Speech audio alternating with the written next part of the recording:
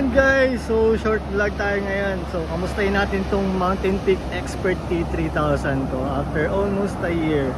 So, siguro ano na to, mga 2 months na lang, magwa 1 year na. So ang last na bike check natin dito no, 3 months nga. So may mga pinalitan tayo nun. Ano na ba yung mga pinalitan? Yung hubs, yun yung mga pinalitan natin nun. Yung 3 months na itong Mountain Peak Expert T3000. So nagpalit tayo ng hubs yan.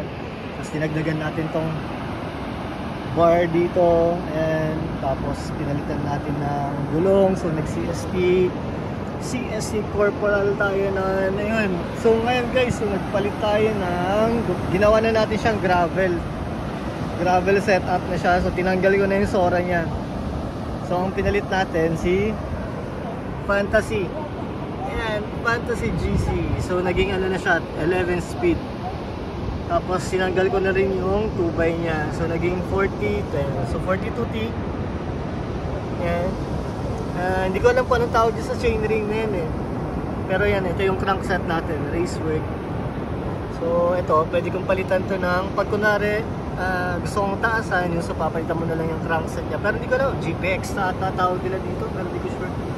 Ayan, so nag-11 speed na tayo. Uy, mga ano to. So galing tayo ng Villasis, sasalita tayo ngayon sa La Union.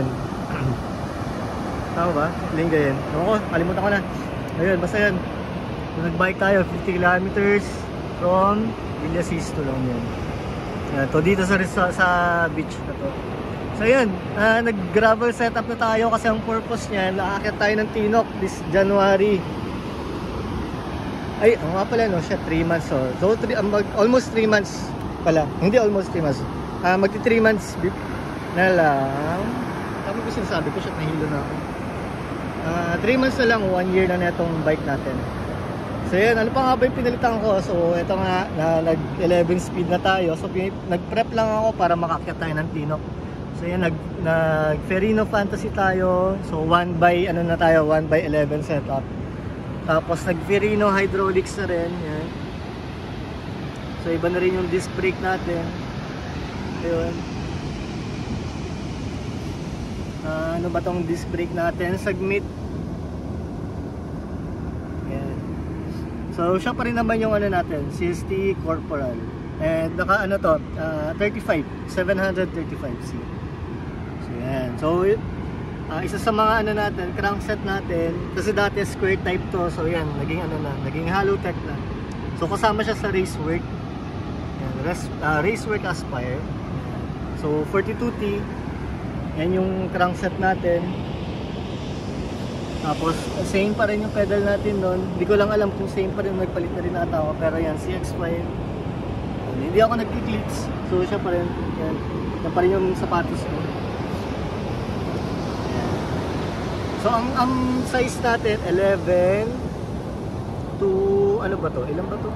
Parang 46. Ayan, 4060. So 11T to 4060. Ayan, tapos ito na 42T. Right. So ito nga pala, ito yung lumang bar tape ko, nilagay ko na lang diyan. Tapos nagpalit na rin pala ng bar tape. So ito na siya. Aerowick siya, hindi ko siya may recommend kasi madulas. So papalitan ko rin ito soon. Hindi rin maganda, pangit. Ito yung parang carbon look na bar tape. So madulas siya, hindi siya parang stock nung ano nung Mountain Peak nun na makapit. So grippy talaga ito, medyo madulas to. So yun guys, ito na nga. Ito na yung expert natin na T3000 na naging ano na, gravel type na. So from road type to gravel type na yung setup natin. So yun. Ano pa nga ba yung napansin dyan? Wala naman na. So tinanggal ko na rin yung FD rito. Kaya kung napansin nyo, wala na yung FD dyan. Kasi yun nga, nag 1x11 setup na tayo. So ang size na itong frame ko, still 50. Size 50, 700C. Ayan. So yan guys, short na bike check natin. So ang ganda nitong view kasi kaya isipan ko na rin mag bike check dito. So ayan. Diba? Halos walang tao.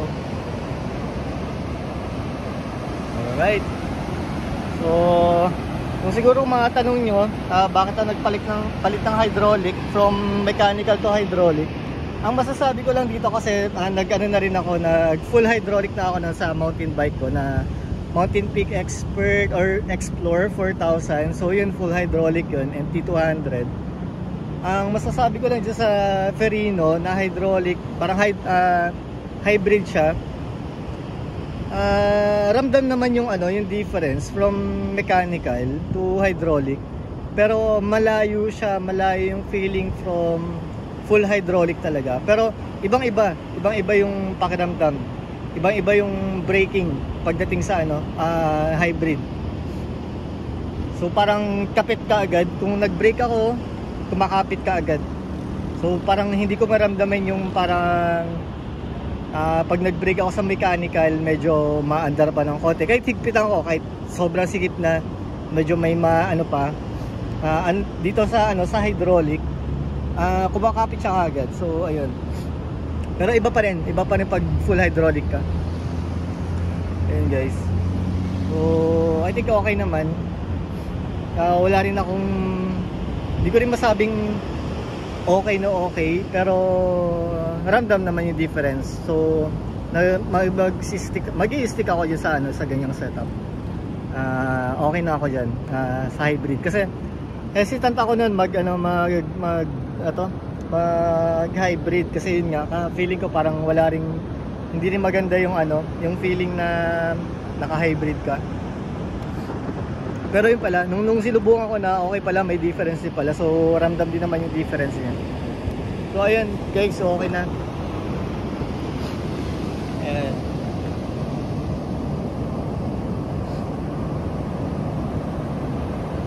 Ayos. Okay.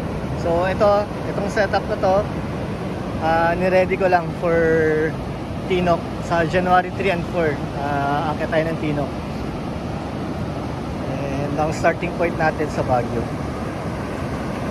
Okay guys, so yun lang, and thank you ulit sa panonood.